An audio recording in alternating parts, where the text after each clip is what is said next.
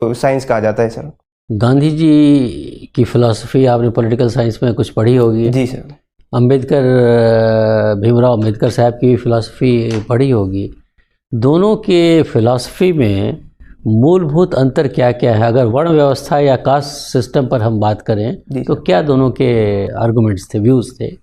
जी sir main दोनों जो भीमराव अंबेडकर और गांधी जी की अप्रोच में मेन चीज़ थी उनको हैंडल करने की सिचुएशंस।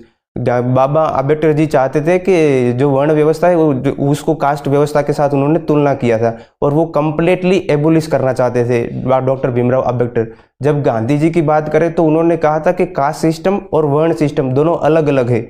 तो इसलिए उन्होंने गांधी जी की अप्रोच में ऐसा था कि जो अपर कास्ट है उनकी कॉन्शियसनेस जगाकर जो लोअर कास्ट है उनके प्रति सद्भावना से बर्ताव करना। तो दोनों की सर अप्रोच जो थी ना वो अलग अलग तरीके से। बहुत अच्छा। रोल ऑफ रिलीजन पर क्या अप्रोच था दोनों का? जी सर जो गांधी जी थे वो मानते थे कि पॉलिटिक्स एंड एथिक्स, जो एथिक्स में जो रिलीजन वर्ड ऐड किया जाए, तो गांधी जी का ऐसा मानना था कि पॉलिटिक्स और रिलीजन दोनों एक साथ होते हैं। जबकि बाबा साहब आम्बेडकर सेक्युलर अप्रोच में सब बिलीव करते थे।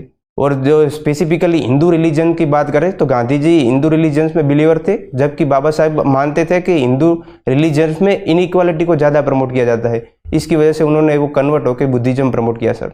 और अंतिम प्रश्न इससे रिलेटेड, जहाँ तक पॉलिटिकल रिप्रेजेंटेशन की बात है या सेपरेट इलेक्टोरेट की बात है, इसमें क्या दोनों के मत थे?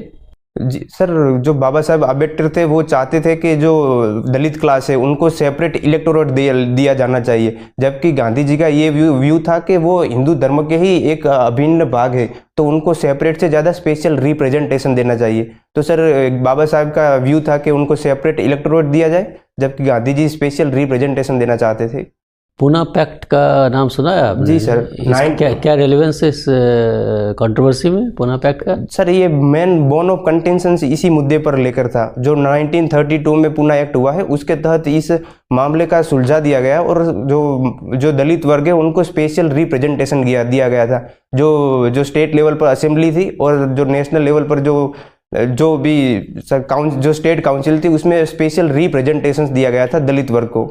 जो शायद अभी सर मैं नंबर एग्जैक्ट नहीं कर पा रहा हूँ। ठीक। ये बताइए, यूनाइटेड स्टेट्स ऑफ अमेरिका के होने वाले जो प्रेसिडेंट है डोनाल्ड ट्रंप साहब ने एक डिपार्टमेंट ऑफ गवर्नमेंट एफिशिएंसी का उन्होंने क्रिएट किया है। ये पर्पस क्या है इसका?